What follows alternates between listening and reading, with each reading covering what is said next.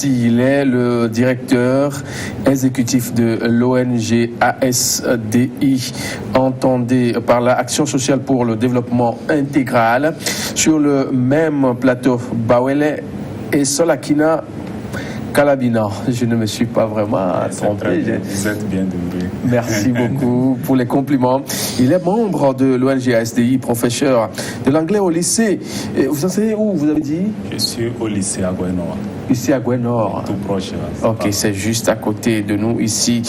Et également, vous êtes le responsable de la mobilisation des ressources. J'étais avec Kouchamsi. Vous parlez du volet de l'entraide. Voilà. On va dire juste quelques mots et revenir sur l'autre et puis conclure et aller dans la deuxième partie proprement dit. D'accord. Donc, je disais que entraide agricole, pour pouvoir intéresser les jeunes financiers qui ont un peu de moyens, qui veulent aussi financer l'agriculture. Il faut combien à peu près pour financer? Le projet même demande 4 milliards et quelques, mais le projet est ficelé de manière à ce que c'est chaque hectare qui demande son financement. Voilà. Quand j'ai parlé des milliards, c'est colossal, mais nous avons essayé de calculer les besoins par hectare de production. C'est justement pour permettre à ceux qui veulent financer l'agriculture de savoir ce qu'ils attendent. Donc, quand vous avez dit 4 milliards, je me suis dit, mon grand frère qui actuellement me suit, qui est enseignant peut-être au cours primaire, qui veut investir 50 000 ou bien 100 000 dedans, il va dire 4 milliards, voilà. Oui, effectivement. Mais nous avons émis des actions hectares. Ça veut dire quoi pour intéresser les gens? Ça veut dire, bon, pour produire le maïs sur 1 hectare, on a besoin de combien? Donc, on a évalué.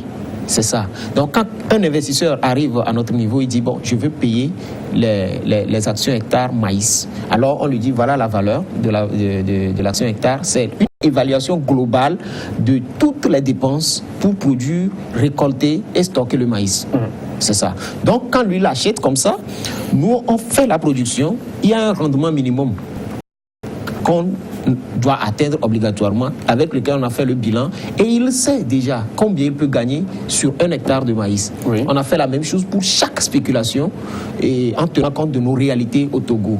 Donc aujourd'hui, quelqu'un qui veut faire le niébé, banane plantain, haricots, soja, voilà, quand il vient vers nous, les valeurs sont déjà là, il n'a même pas parlé, on a les évaluations, il montre tout, il regarde et puis il peut rentrer dans le Bon, ça c'est pour l'agriculture. Pour l'élevage également, on a fait la même chose pour l'élevage des volailles.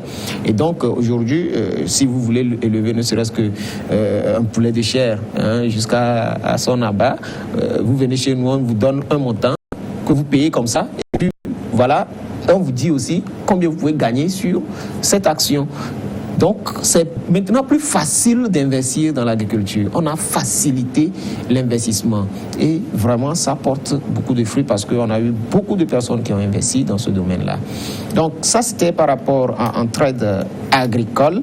Et il y a un autre projet dont j'aimerais vivement parler, c'est entraide en action. À ce niveau, c'est des jeunes Togolais. On s'est dit, on n'a pas beaucoup de moyens, mais on veut faire beaucoup de choses. Donc, les jeunes, les gens qui gravitent autour de nous, avec qui on a évolué, on s'est dit, si on se mettait ensemble et que chaque fin de mois, chacun donne ne serait-ce que 2000 francs CFA, est-ce qu'on ne peut pas créer un petit projet quelque part et créer un emploi ou deux à 2 ou 3 jeunes? Parce que les jeunes sont là, il n'y a pas d'emploi. Donc, c'est comme ça. Et on est aujourd'hui 46 personnes dans le groupe. Le projet a commencé en septembre 2018. Aujourd'hui, on a mobilisé déjà plus d'1 800 000. On a créé un atelier de couture. Nous sommes habillés par cet atelier de couture qui s'appelle Miadéou. Et on emploie 4 jeunes. On a payé 4 machines. C'est vous qui êtes habillés, pas moi. Voilà. Nous, nous les invités. Prochainement, vous serez habillés. Donc, c'est juste pour vous taquiner. Voilà. C'est l'occasion pour vous aussi d'habiller les hommes de médias, ceux qui sont dans le domaine pour faire cette promotion de ce que vous savez faire déjà. Voilà. Miadéou. Oui, c'est ça. Miadéou. Voilà. Et donc, voilà comment nous aussi, nous essayons, à notre niveau, à notre échelle, d'impacter le développement du pays. Et tout récemment, avant de fêter nos 10 ans, on a fait un grand congrès où on a revu nos orientations stratégiques. Et ces orientations stratégiques nous ont encore montré, comme on l'a dit dès le départ, que nous voulons impacter réellement le développement, que l'aide au développement ne peut jamais développer un pays africain et que pour développer un pays, il faut mobiliser des ressources à l'interne. Et donc, c'est une expérimentation qu'on a fait juste avec Miadéou. Oui, quelles sont vos relations avec les autorités de la place? Quand on sait qu'il y a des ministères qui sont là, le gouvernement qui dit investir dans certains projets des jeunes, vous les avez contactés quand même? Vous parlez en temps de l'agriculture.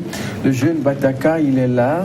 Noël, il est là. Il dit, tout jeune qui est ambitieux, qui veut faire quelque chose de concret, plausible, qui va contribuer au développement du PND, qui concourt au développement du Togo. Sa porte est ouverte, son ministère est là pour l'accueillir à bras ouverts, le MIFA aussi est là. Est-ce que vous avez eu quand même à les approcher? Effectivement, nous travaillons avec le ministère de l'Agriculture et de l'Élevage depuis un bon moment, ce n'est pas aujourd'hui. Je connais parfaitement le jeune ministre Bataka qui fait beaucoup de prouesses, qui fait quand même beaucoup de choses. On profite de l'occasion pour le féliciter pour tout ce qu'il fait. Et donc, je voulais juste dire que nous avons une vision. Notre vision, c'est de faire en sorte que nos actions puissent financer nos dépenses. Donc, nous ne sommes pas, jusqu'à l'heure actuelle, dans une logique de demander des subventions à qui que ce soit, mais on veut prouver que quand l'Afrique veut, on peut s'auto-financer et évoluer. Donc, si vous venez chez nous, par exemple, jusqu'à nos collaborateurs, tous, personne ne vient ni du Provonat, ni de l'ANPE, par exemple, avec le projet AIDS, mais c'est des jeunes qu'on a pris et qu'on essaie de financer, de payer. C'est vrai, c'est pas des salaires aussi conséquents, mais on se force le peu qu'il faut pour de faire ce qu'il faut, et ça nous aide aussi à évoluer. Parce que quand tu es habitué à prendre de l'argent, vous dites qu'ils sont au nombre de 200 à peu près. Oui, dans les fermes, ils sont au nombre de 200 et au bureau, on est au nombre de 9. Voilà. C'est un bon boulot. On va passer au deuxième volet de cette émission, l'initiative Sauvons nos banques. C'est quoi concrètement le concept? Voilà, et je peux dire que je faisais déjà la transition. Sauvons nos banques. Sauvons nos banques, ça sonne vraiment bien, sauf que c'est une initiative aussi qui est née, je peux dire comme ça. D'abord, je disais tantôt que lors de notre congrès qui a précédé nos 10 ans, on avait voulu prendre d'autres orientations pour aider les Togolais plutôt à mobiliser des ressources à l'interne au lieu de vouloir vivre toujours de l'aide. Voilà. Donc, c'était en septembre quand le gouvernement a lancé la privatisation des 2 banques. C'est vrai, on était au courant qu'il y avait quand même une volonté de les privatiser depuis un moment. Entre-temps, la privatisation avait été aussi laissée pour la fusion. Mais en 2018, on a encore laissé la fusion et maintenant, c'est la privatisation qui a pris le pas. Et donc, le gouvernement a lancé l'avis de privatiser les 2 banques. Alors, en tant qu'un observateur de la vie économique du Togo, nous avons un groupe de discussion et on s'est dit, attendez, là, il y a un problème parce qu'il y a vraiment beaucoup de privatisation. On sait que l'État est obligé de le faire, et parfois avec le FMI qui est derrière et tout, parce qu'il y a aussi de la mauvaise gestion et tout. Mais est-ce que nous, Togolais, on est obligé de laisser toutes nos institutions de manière à ce que ce soit les étrangers qui s'en accaparent totalement? Donc l'idée est née ici. On s'est dit, voilà, si tu prends telle structure, c'est les étrangers, le port, c'est les étrangers, le Togocom, c'est les étrangers, toutes les sociétés sont pratiquement dans les mains. Vous ne gérez pas bien, il faut confier à ceux qui s'y connaissent dans le domaine. Voilà. Pour pouvoir renflouer les caisses de l'État, on a besoin de 4 000 et quelques milliards pour le PND. Voilà. On est d'accord. Oui, mais un pays qui n'a pas d'outils de production ne peut jamais se développer. Vous pouvez mobiliser des centaines de milliards, mais vous ne pouvez pas vous développer tant que vous n'avez pas les outils de production dans vos mains. Imaginez ceux-là qui détiennent aujourd'hui Togocom. Togocel était quand même rentable. Ça veut dire que ceux-là, quand ils vont faire des bénéfices, ils vont les rapatrier dans leur pays. Ils ne vont pas laisser les bénéfices ici au Togo. Ça ne se fera jamais. Vous voyez un peu? Or, c'est avec ces bénéfices-là qu'on doit construire. Alors, quand l'argent est rapatrié dans d'autres pays, c'est le Togolais moyen qui souffre parce que l'argent ne circule plus dans le pays comme il faut. Alors, on s'est dit, beaucoup de sociétés ont déjà été privatisées. Mais pour les banques, c'est encore plus grave pour nous parce qu'une banque dans les mains des étrangers, ils vont utiliser nos épargnes pour financer leurs frères qui vont venir s'installer chez nous, commercialiser chez nous, faire encore des bénéfices chez nous. Les bénéfices qui seront versés même aux banques seront encore rapatriés. Vous avez quand même une idée des clauses de ces privatisations-là? Il faut quand même avoir une idée, non? Nous avons une idée de ces clauses, puisqu'il y a un dossier de préqualification qu'il faut avoir. Voilà. Donc, nous, notre idée, en lançant ce mouvement, ça n'a rien de politique. C'est juste patriotique. Et donc, nous ne savons pas qui est qui, mais nous avons lancé l'idée pour dire, bon voilà, ok, le FMI a demandé qu'on privatise les banques. On est d'accord. Mais le FMI n'a pas dit de donner aux étrangers. Alors, quand on me prend moi, je n'ai rien dans ma poche pour dire je veux prétendre prendre la BTCI pour la gérer. Mon frère qui est à côté non plus. Je ne sais pas si vous avez la capacité. Je ne peux pas me prononcer à votre place. Mais on s'est dit, ben, pris séparément, on est tellement faible. Mais quand on va se regrouper, on sera très fort. Alors, on s'est dit, on va mettre ensemble des actions de 5 000. Et si on arrive à mobiliser un maximum de personnes, on peut atteindre 10 milliards. Et pourquoi pas prétendre au moins prendre au moins l'une des deux banques. Donc c'est ainsi que l'idée est née comme de l'amusement. Et vous êtes à quelle étape? Actuellement, nous sommes en train de formaliser le groupe. On a déjà plus de 800 membres. Et les intentions, parce qu'on n'a pas encore pris 5 francs de qui que ce soit, les intentions de mobilisation tournent autour de 700 millions de francs CFA aujourd'hui. Et il y a d'autres personnes qu'on est en train de démarcher. Il n'y a pas de risque? Il n'y a pas de mobilisation sans risque. Mais actuellement, nous n'avons pas créé une société, ou bien nous n'avons pas créé une organisation pour dire aux gens venez investir dedans, pour dire que c'est à nous. Non. Nous avons lancé un mouvement, les gens sont dedans, c'est maintenant on est en train ensemble de formaliser et de mettre en place les mécanismes de contrôle, de gestion pour que tout se fasse selon les normes. Monsieur, votre avis m'intéresse sur la question. Oui. Par rapport à la mobilisation. La mobilisation, oui. Mobiliser des gens qui vont contribuer 10 000 chacun pour pouvoir avoir la possession d'une banque qui est en voie d'être privatisée, pour renflouer les caisses, parce qu'entre-temps, on aurait constaté des dilapidations par ici, du vol par là, et on ne sait pas qui est qui, comment faut-il les contrôler. Il faut confier ça à un étranger pour pouvoir bien gérer. C'est l'idée, en fait. Et si vous voyez que ça ne vous arrange pas, comment vous arrivez alors à mobiliser les gens autour de cette thématique et de cette question-là pour pouvoir se faire entendre et quand même avoir, vous, à votre niveau, ces banques-là? Oui, je pense que la tâche n'est pas du tout facile, mais nous sommes très optimistes, puisqu'il s'agit de 5 000 francs comme valeur nominale par action. Et 5 000 francs, pourquoi? Parce que nous aimerions que tous les Togolais soient concernés, même le dernier, s'il faut le dire entre griffes, des Togolais, soient concernés par cette action. Et que, bon, vous êtes sans savoir, moi je suis enseignant, et on est au moins... Vous êtes très bien payé maintenant, là. Le gouvernement a tout vu, on va aller. Oui, même si on vous demande 50 000, vous allez donner. Vous savez, le gouvernement a tellement fait pour vous, les enseignants, les médecins. L'homme n'est jamais satisfait. Oui. Voilà, j'allais dire justement que l'être humain en soi n'est pas satiable, il est insatiable. Donc nous sommes au moins 35 000 enseignants, si j'ai bonne mémoire, sur les 55 000 fonctionnaires que nous sommes. Donc je pense que nous constituons un grand poids.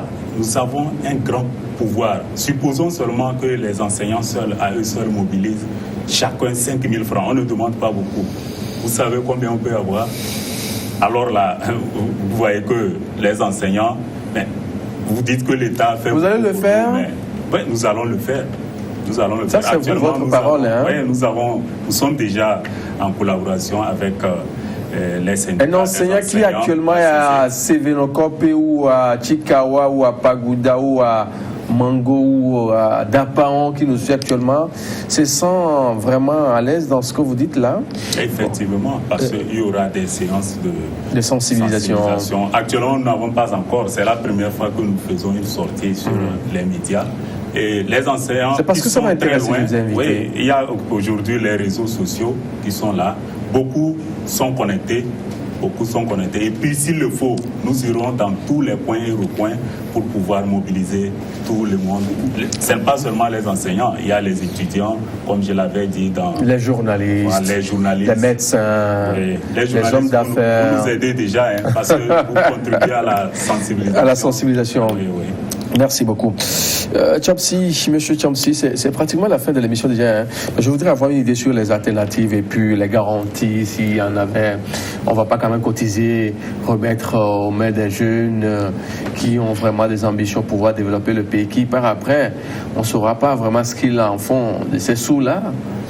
D'accord, merci beaucoup. Et je peux dire que cette mobilisation qu'on a lancée, nous qui sommes devant vous aujourd'hui, on n'a aucune ambition de gérer la structure ainsi constituée. Bon, nous, par souci de patriotisme, on a lancé l'idée. Et ça a intéressé beaucoup de personnes. C'est ça qui nous a poussé même à continuer la mobilisation. Sinon, on allait laisser tomber. Ça a intéressé beaucoup de personnes. Alors, l'idée, c'est quoi? C'est de faire en sorte que ce que nous sommes en train de créer, on a dit on va mettre maintenant en place une société d'investissement. C'est la société d'investissement qui est chargée maintenant de voir ce qu'on peut faire avec l'argent mobilisé. Parce qu'on est en train de parler des banques, mais rien ne nous rassure qu'aujourd'hui on aura les banques. Parce que c'est dans un processus et beaucoup d'autres partenaires participent. Mais nous, notre idée, c'est quoi? C'est qu'à partir de ce moment, on va mettre en place un fonds d'investissement. Et ce fonds d'investissement sera disponible pour que, même si aujourd'hui on n'arrive pas à avoir les deux banques, que ce soit demain ou après-demain, quand il y a une autre privatisation, ou bien il y a des jeunes Togolais qui ont d'autres sociétés qu'on peut financer à coups de milliards pour qu'eux aussi deviennent des mastodontes. La dernière fois, on a reçu Ali Baba. On clôture l'émission parce que on n'accule pas le temps. Ok. Qu'est-ce que je dis? Je ne sais pas. On va peut-être laisser un numéro, peut-être si les gens veulent avoir beaucoup plus d'informations, quelques contacts, mail ou je ne sais pas, pour que les gens puissent vous joindre après. D'accord. Mon mot de fin sera ceci. Tous les pays au monde ont été bâtis avec des fonds d'investissement. Et aujourd'hui, nous sommes au début, au Togo, de la mobilisation d'un fonds d'investissement. Les États-Unis, la Chine, l'Allemagne, tout, c'est avec des fonds d'investissement. Et donc, j'invite tous les Togolais à laisser de côté leur ego et à se pencher sur cette question et à nous contacter pour avoir plus d'informations. Et pour nous contacter, c'est au 90 47 23 21. Et mon collègue va donner aussi tout à l'heure son numéro. Et donc, il nous contacte pour avoir plus d'informations et adhérer au groupe pour poser toutes les questions possibles. Nous avons réfléchi aux questions de garantie, de sécurité et de risque. Merci beaucoup. Merci. Votre numéro et puis le dernier mot en 30 secondes. Oui, mon dernier mot, c'est que je suis sûr que cette opération, tous les Togolais seront intéressés. Même le président de la République. Mais il est toujours intéressé parce que c'est le développement du pays qui l'intéresse. Pour que nous puissions reprendre nos banques. Le contact. Mon contact, c'est le 90 75 30 02. Merci, messieurs, pour votre fidélité légendaire à nos programmes. Nous marquons une pause pour cette émission de ce jour. On va y forcément revenir là-dessus très prochainement toujours.